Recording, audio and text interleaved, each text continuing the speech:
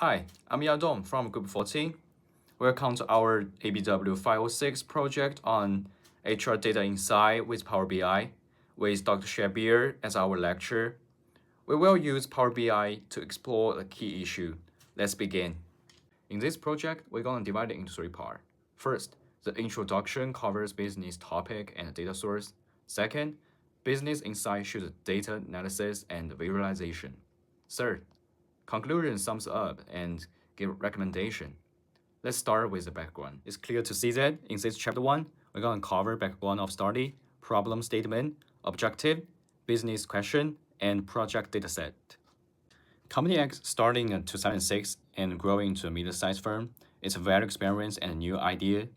But motivating stuff is tough with training work trend. We are using Kaggle HR data and Power BI to find a solution. About the problem statement, tenure staff miss work a lot.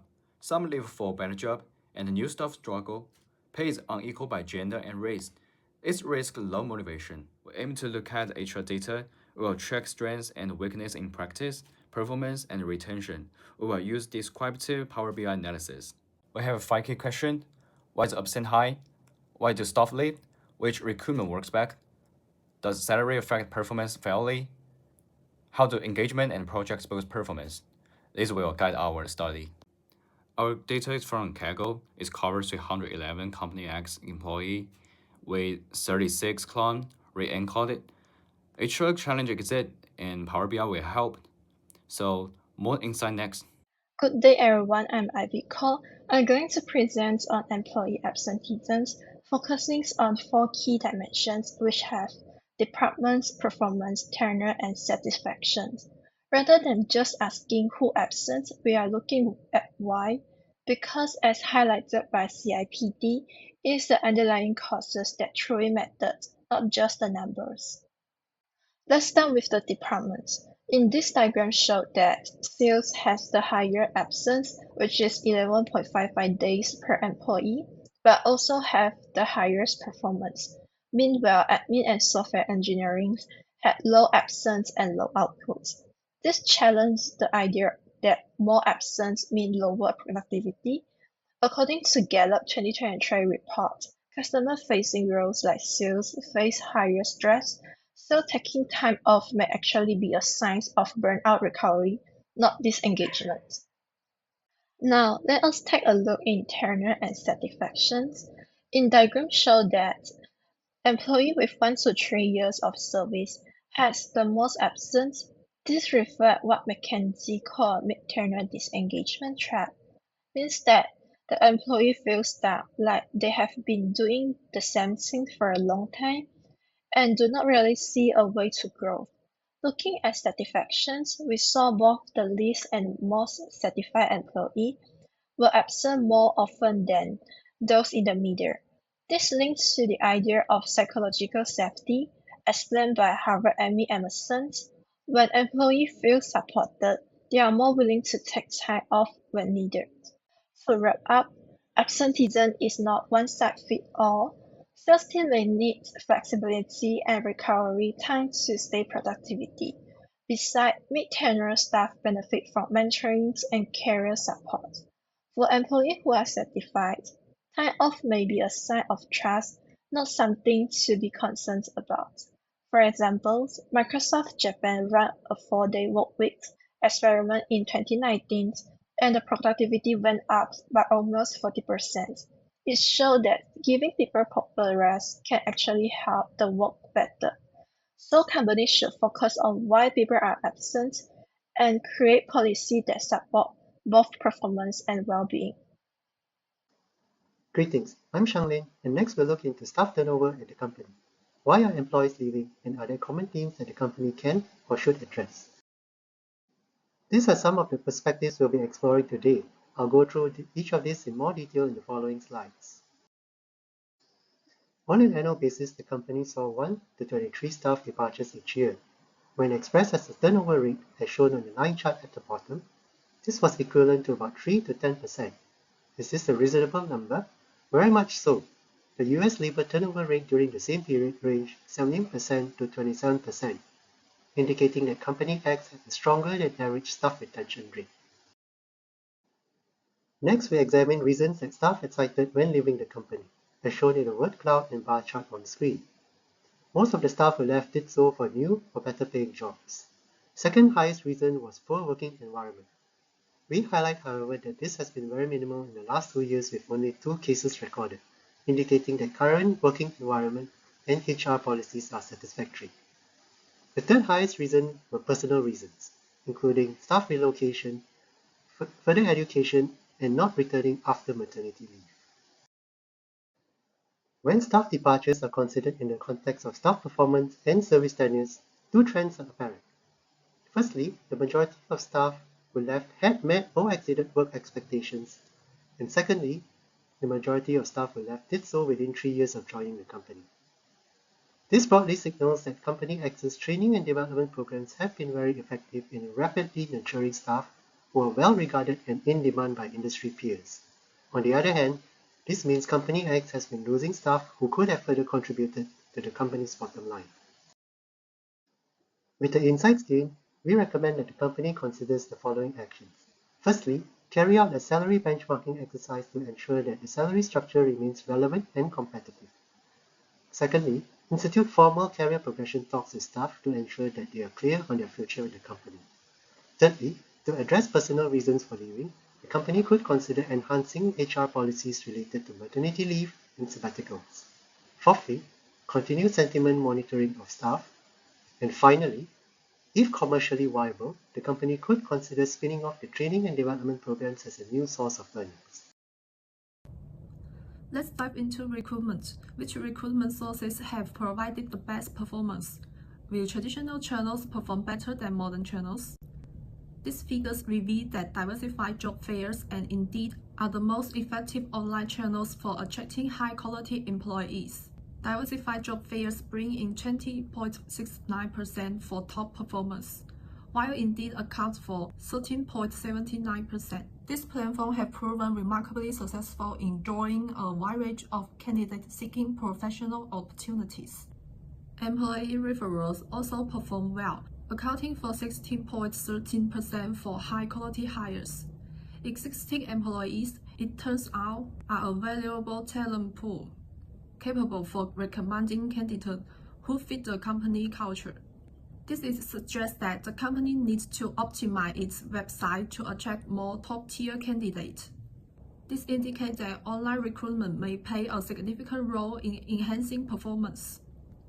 Now let's shift to discuss the impact of salary on performance. First, this figure shows the average salary in each department. Generally, employees with outstanding performance earn higher salaries than the department average. However, it's important to note that poor performers don't necessarily earn less than the average.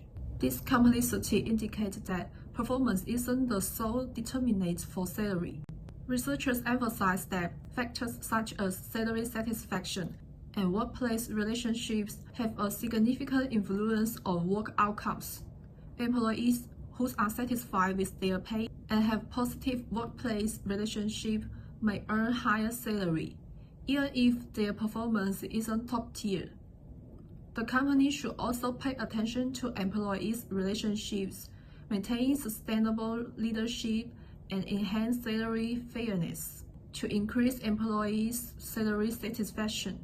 Additionally, encouraging strategies cannot be ignored, as they not only focus on outstanding performance, but also provide encouragement to employees with poor performance. It is beneficial for the long-term development of the company and staff stability. This section focuses on salary inequality by gender and race. The left chart shows Hispanic employees have the highest median salary, over $80,000. American, Indian, Asian, Black, and white employees earn between $60,000 and $70,000, while those of two or more races earn the least, just under $60,000. The right chart shows high-paying jobs are mostly held by white and black employees, showing racial salary inequality still exists. When it comes to gender, salary differences are still noticeable. Male employees have a slightly higher median salary than female employees. The scatter plotter also shows that men are more represented in higher salary ranges. This suggests that gender-based barriers may still exist, especially in promotion and access to top-paying roles. The chart shows median salaries by race and gender, with darker bars for men and lighter bars for women across most groups. Men earn more, but the gap is largest for women of color, especially Black and American Indian women. This reflects the challenges faced by those with intersecting identities, highlighting deeper issues in pay equity. As our findings show, even when performance is the same, pay gaps still exist by race and gender. So how do we move forward? First, we need a clear and consistent pay system. Right now, it's too easy for bias to slip in. Even unintentionally, everyone should know how salaries are set. Second, not all groups have the same access to top-paying roles. We have to actively open up those opportunities, especially for underrepresented employees. Third, we need to look at data through an intersectional lens. Race and gender interact in complex ways, and policies should reflect that reality. And finally, it's not enough to just have good policies. We need accountability.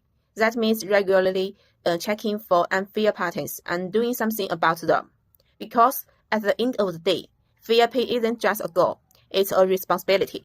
The fifth business question is about the engagement and projects affecting the performance at the company X. We will cover new staff to veteran. Engagement help performance. Low engagement means 1.5, but high engagement lifted to 4. Veterans stay steady at 3 to 4. New staff need early help. It's clear to see that engagement stays strong. The average is 4.11, peaking at 4.67 after 11 years. It dips to 2.86 to 3.14 at 1 to 4 years. It shows a solid team.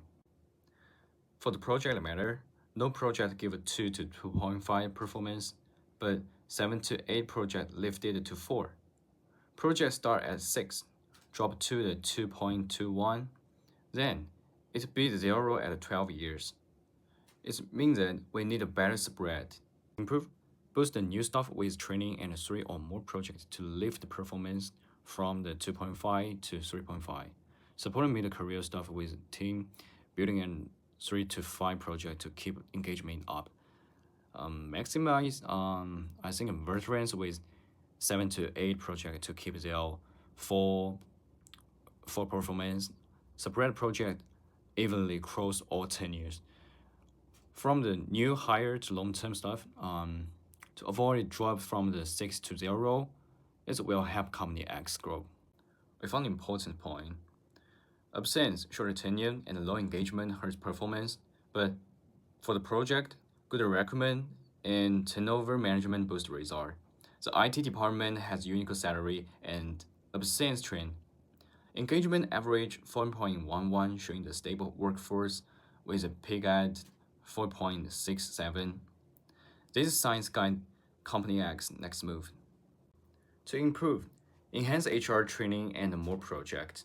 But our data is from one company, and we didn't use it to deep stats, so it's limited. And in the future, starting more companies and focus on the staff mood can help this. We need to balance profit and workplace health for long-term growth. So that's all of the content about this play. Thanks for your watching.